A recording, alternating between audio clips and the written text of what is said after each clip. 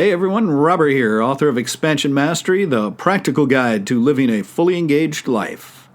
Are you ready to start living your life to the fullest? Are you ready and willing to transform yourself and your life from ordinary to extraordinary? Welcome, my friends, to the Fully Engaged Life.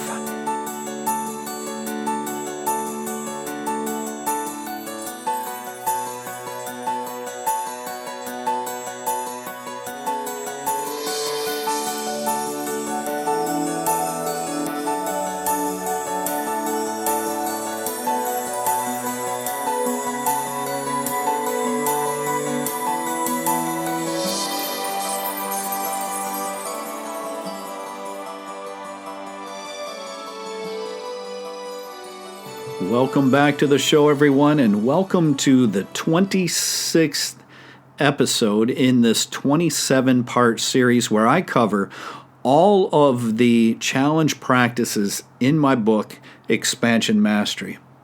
Today's episode is going to focus on the fourth challenge in the esoteric section of the being level in the book, and this particular one is titled Overcoming Your Own Worst Enemy, the Ego. This particular practice is the one that people have a tendency to struggle with the most. And the reason is because the ego can resist, can fight back. I've been training now in martial arts for nearly 40 years. And within that time, I've come to realize the truth of the statement that our mind will either be our greatest ally or the most fierce opponent we will ever face. Nowhere more than in martial arts does that become evident. However, it is there and extremely important in every spiritual practice. There is no authentic, legitimate spiritual practice that does not have some means of overcoming one's ego. We have another phrase that shows up in martial arts from time to time as well. And in this one, it states that the toughest battle you will ever fight is the one that takes place between your ears. Again, referring to the mind, and specifically the ego. Because where there is mind, there is ego. The mistake a lot of martial artists and some spiritual seekers make is by describing the method of overcoming the ego as destroying the ego or conquering the ego.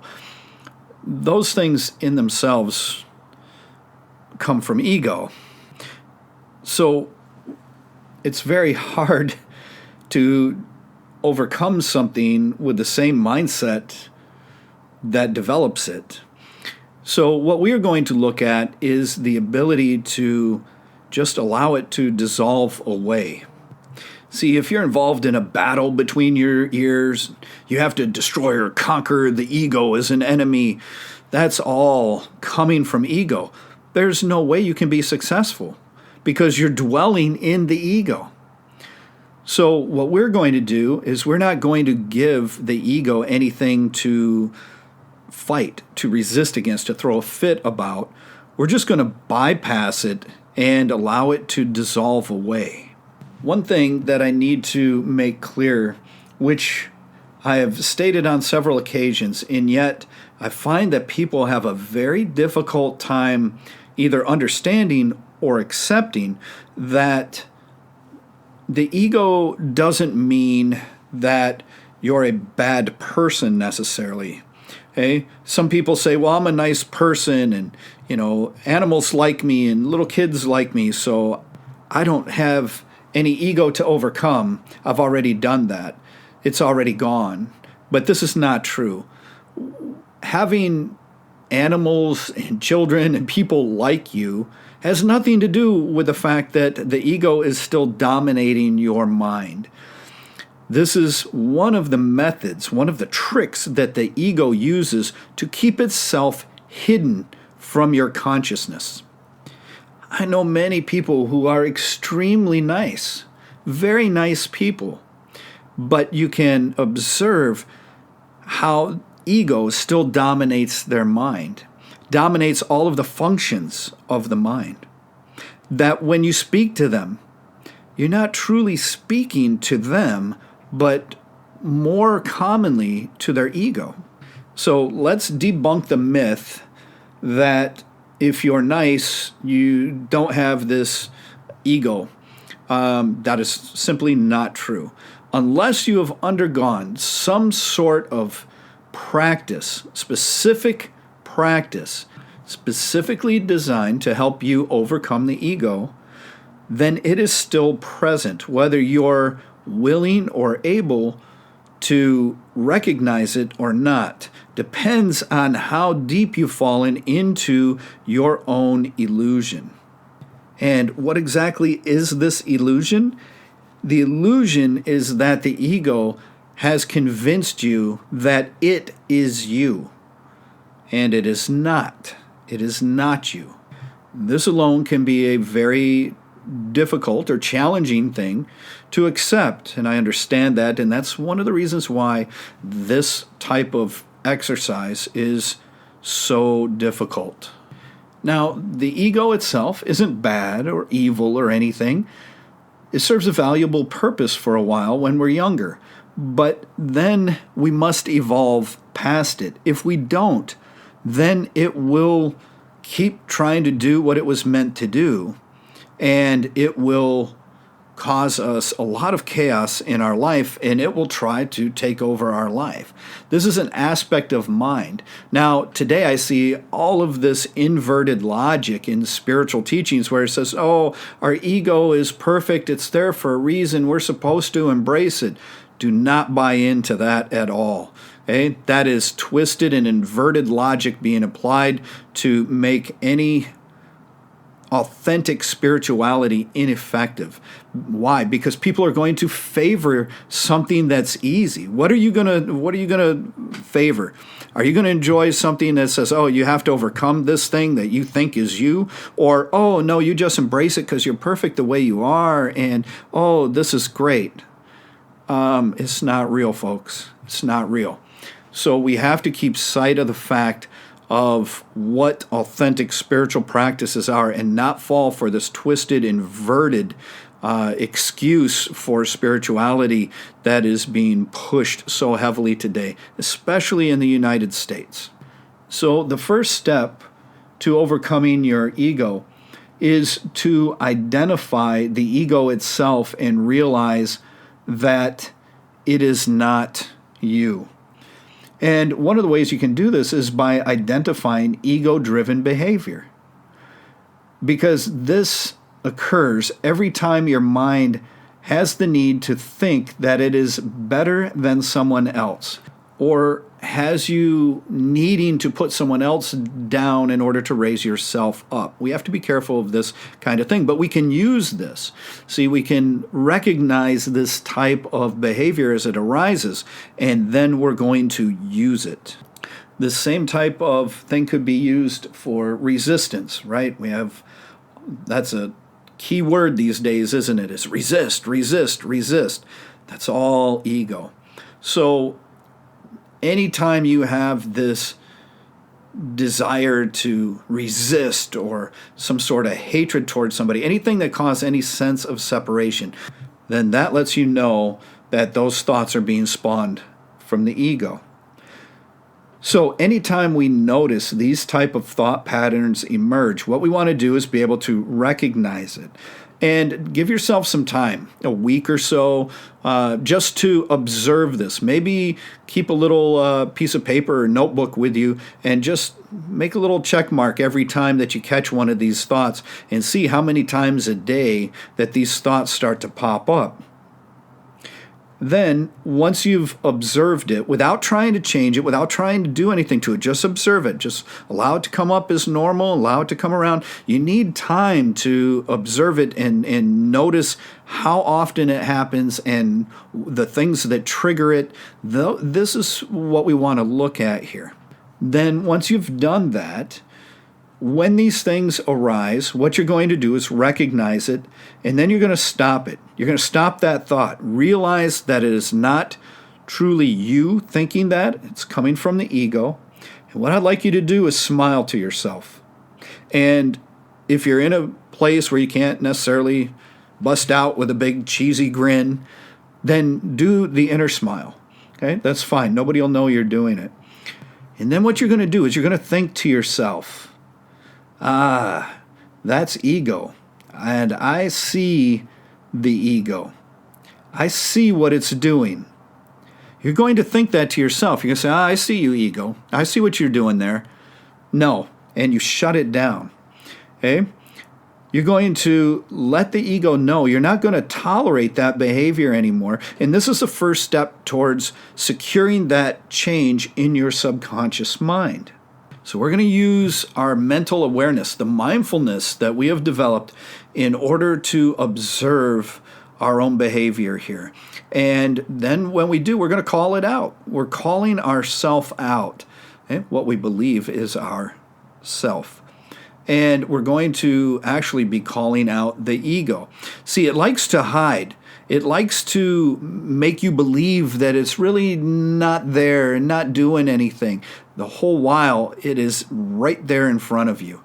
So what we're going to do is keep calling it out. We're going to keep recognizing it, calling it out, so we understand that that's what is taking place. This is the first step in creating a sense of separation between you and the ego. We're not resisting the ego.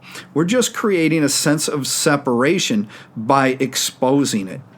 By doing so, you will make room for your consciousness to come in and play a bigger role, because your consciousness is the real you. All right, so in the formal practice here, I recommend that you get a sheet of paper and set aside about 10 minutes a day at the end of the day for up to 1 month. During each session, you will write down any instances you can remember where you acted from your ego.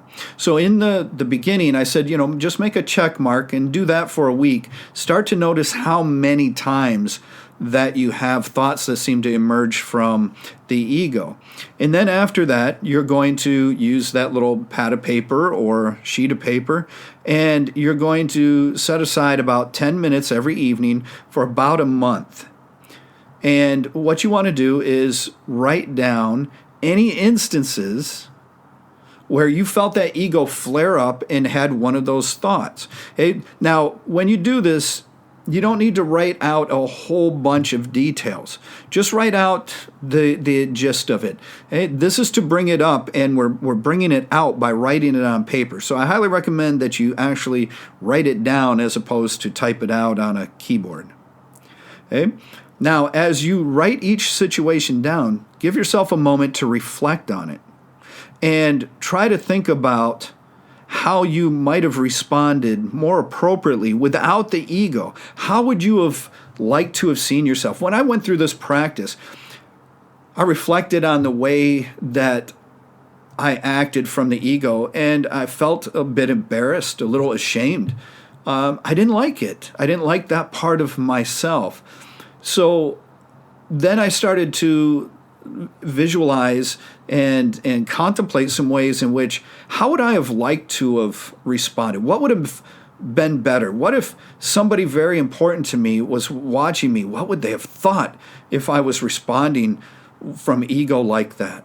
And then I would envision something better, a better response. And then it was like, well, that even makes me feel better just thinking about it. I really wish I would have handled it that way. There was such a better way to handle it, and it could have been more authentic and more from my heart as it should have been, instead of from my mind's ego. This was one of the areas where I started to confront the person, me, that I didn't care for. Those parts of me I didn't like, and I realized that a lot of that was coming from the ego. The vast majority of it was born from ego. And when I started to replace the reactions that I had mindlessly performed and replace them with a new, better way, I started to see more of the person that I wanted to be. I started to see someone that I could actually like. Now, at the end of that month or so, you should already start to notice a difference. You should already start to see that, geez, by reprogramming, rewiring my mind a little bit here, I'm starting to act more from a place of authenticity than from ego. This is fantastic. This is a great first step in helping you to overcome it. Now, this may be very challenging. It seems like a fairly simple practice, but it can get old in a hurry. It'll wear on you a little bit. So be strong. Okay? Summon that inner strength, have that courage, be that spiritual warrior so that you can push forward. Now, around this type of training, sometimes you'll hear people teaching, oh, just fake it until you make it. I don't recommend that. I don't buy into that. We don't want to fake it. Faking it is being inauthentic. Okay? It's fake. It's false. The ego knows it's fake. You're lying to yourself. Instead of faking it till we make it, why don't we just start making it? So the idea is make sure that whenever you change this over and your response is being a more conscious one, make sure it's genuine. Otherwise, just don't say anything at all, maybe, huh? But we want to make it genuine. It's that genuineness that's going to help us connect to the heart, to our sense of authenticity, and help us shift from the ego to essence. So I recommend that as a first practice, and it's a pretty simple practice. Give yourself a month and work with it. See what happens. And then if you're really serious about overcoming the ego, the surefire way that never fails, cannot fail to overcome your ego is this: meditate. Yes, meditate. Now, what I mean by this is not a meditative practice where you're trying to do something, but actual meditation where you do absolutely nothing. You suspend mental processes. You go into the state of no mind. Why? Because when there is no mind, there is no ego. The ego dwells in the mind, and when the mind is active, anytime you are thinking, the ego can be present. Usually is present unless you've overcome it. So if you attain no mind, it will give you time to experience what it is like to be free of your ego. And the longer that you are able to hold this state of no mind, the more the ego dissolves away. And I will go into this in more detail because that's actually the fifth and final challenge. So I'm getting ahead of myself a little bit. But I cannot stress strongly enough to all of you how important it is to address the step of dissolving or overcoming our ego. We have to let go of the ego. We have to connect to essence, to authenticity, to our true self, our conscious awareness. Only then are we free of this prison that our own mind has confined us to. And it is then that we are able to begin awakening. It is then that we are able to begin living a fully engaged life. Because as long as you have ego, as long as ego is dominating your mind, you will have drama and chaos, and you, the real you, will not even be consciously present in the majority of your lifetime. Think about the ramifications of that. Think about that. You are not actually living your life. Your ego is doing it for you. Is that acceptable? I don't think so. No authentic spiritual practice believed so either. So give yourself some time. Get a little notebook and begin to work with this. Recognize egoic behavior and recognize how often it occurs. You should be quite surprised by that. I know I was floored when I first discovered this. And then from there, you're going to start to stop this behavior as it arises and correct it. And turn it from a negative, which is generally ego-driven, to a positive, which is essence-driven. And this particular practice is a very good one to get yourself ready for the final practice. And if you've gone through and you've developed a sense of appreciation, if you have raised your vibration, if you have succeeded in opening your heart, then overcoming the ego isn't quite as difficult. If you just go into it and try and overcome the ego first, in other words, if you perform these challenges out of sequence, it can be, at the very best, painfully difficult, and at the worst, an utter disaster that will have you strengthening your ego more than ever, which you would like to avoid, trust me. Remember, stay strong. This one will really test your resolve. Also, I'd like to announce that we will be having a very special Valentine's Day episode, and I will be releasing it on Friday that week, not Monday. So make sure that you stay tuned, because you are not going to want to miss the special guest and this very, very special episode. It's going to be a lot of fun. Please make sure and visit me at www.expansionmastery.com. Grab your autographed copy of Expansion Mastery and all the other goodies that are there. The Breathing Mastery program will be there shortly. And you can also help us out by sharing these podcasts and subscribing to the channel, hitting the like button, doing all the social media stuff. That helps us to get the word out to the people who can benefit from it the most. Until next time, my friends, I wish you the very best in your practices and your life. Take care.